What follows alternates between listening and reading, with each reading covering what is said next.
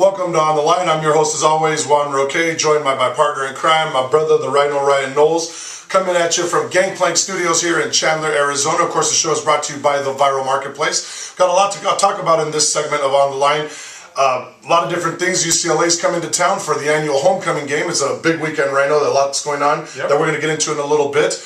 But before we go any further, of course, ASU with a very disappointing, to say the least, loss Thursday against Oregon, 43-21 loss, 43-7 at halftime, Rhino. Just not a very pretty game to watch. You know, a lot was put into this game.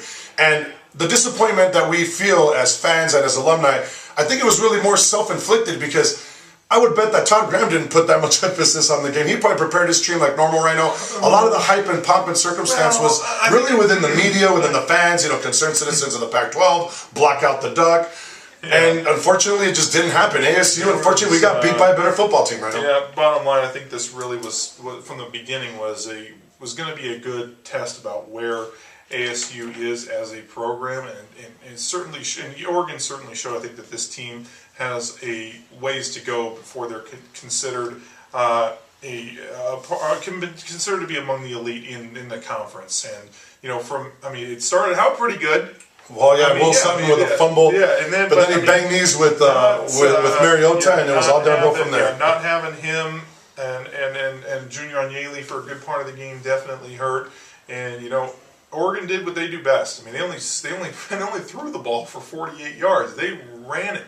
Right. When we talked about they've become a running team. And they are a running team, especially with a young quarterback who doesn't throw a very good deep ball. You know, not exactly a ton of talent in the receiving core. You know, I mean, they completely dominated ASU, running for 406 yards, 329 in the first half. Devils were really unable to slow them down. I mean, they got sucked up too much on those read options. Right. Mariota, I think, had probably the best game he could have had. You know, just from a decision-making when he broke that 86-yard right through the middle of the defense, that was just disheartening right there. But he was very poised. He didn't turn the football over. Right. He made good decisions, and he proved to be very hard to bring down in the open field. He proved to be, I think, a lot more elusive than I felt like a lot of people thought, and we gave him credit for. He only threw the ball 12 times. Completing 9. He did complete that one touchdown pass, but those 137 rushing yards from a quarterback is you can't let that happen. Then you talk about the 86-yard touchdown run that was really a backbreaker. And I think that the one thing that a lot of people maybe didn't realize is that this Oregon team looks a hell of a lot faster in person than they do on TV. Oh, yeah. They're very deceptive, and I was blown away by how fast this team was right now. Not just on offense, but on defense. Honestly, and it was only really two guys, because Mariota and Barner were really the only ones making any big plays.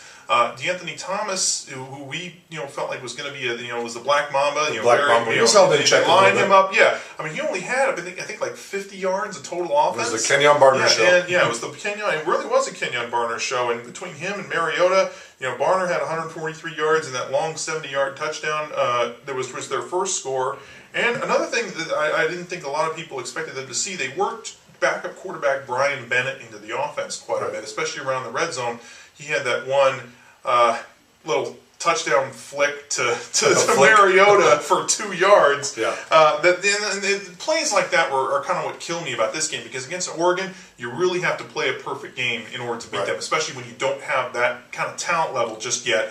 And 4 interceptions is just not going to get it done. That was a big problem too. Do you feel Taylor Kelly maybe pressed a little bit? And obviously he's been so smart with the football. His decision making has been so sound that it almost like he had big game jitters. And you know what? He's a sophomore.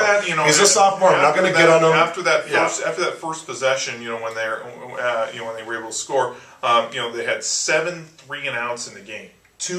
Way too much pressure on the defense. That's way too much time to, especially against that offense. Play.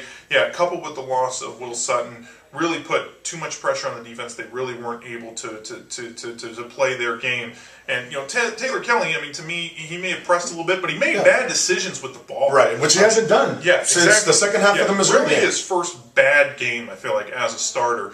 Those 2 interceptions in the first half led to 14 Oregon points. That really put them behind the 8 ball. I mean, he was only 10 of 18 for 93 yards and 1 score. He was really holding on to the ball too long. I think he was too afraid to make a mistake.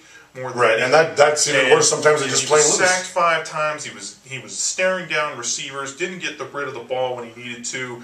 I just felt like there was he had a big problem. He was a big problem just getting rid of the ball and being able to play his game, which has been so key for his success so far this year. Right, and that's one of the things that I pointed out before the game is that you cannot stare down receivers. You can't key into one guy because Oregon is notorious for sitting on their coverage and then jumping the routes. They were killing us with that. They're ball hawks, and Absolutely. they really made them pay. You know, with those two returns that eventually led to touchdowns. I mean, that really put ASU behind the 8 ball. I mean, before you could blink, it was 29-7. Right. I mean, that was painful to watch. And a lot of breaks were going Oregon's way. I mean, a couple of those interceptions were tipped. Well, I think one of them was that 2-point conversion where Alden Darby had that ball dead to rights. And then that of course that Bennett throw to Mariota there along the sideline. I mean, just plays like that really weren't, and you kind of see things weren't going ASU's way, and you need to get some lucky bounces against this team when you're the lesser opponent. Absolutely. So as we wind this segment down right now, and we're going to let Oregon go. It's gone. Yeah. We're going to focus on the Bruins. The team is ASU now. So are we. Yeah, ASU 1 and 2 in blackouts. Maybe it's not something that's really all that nifty.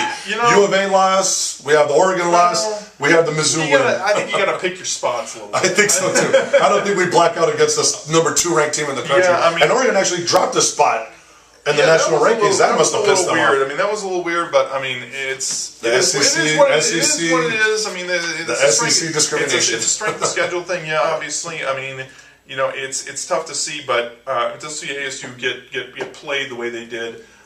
In that game, but Oregon's a good team. They're an excellent team. It was just it just wasn't ASU's night. They need to move on and focus on the Bruins. And like the sweat on my brow right now, we're going to wipe that away. We're going to let it go. We're going to unwind this segment. Yep. When we come back, we're going to be talking about the Bruins. Big game for ASU, and we're going to tell you why.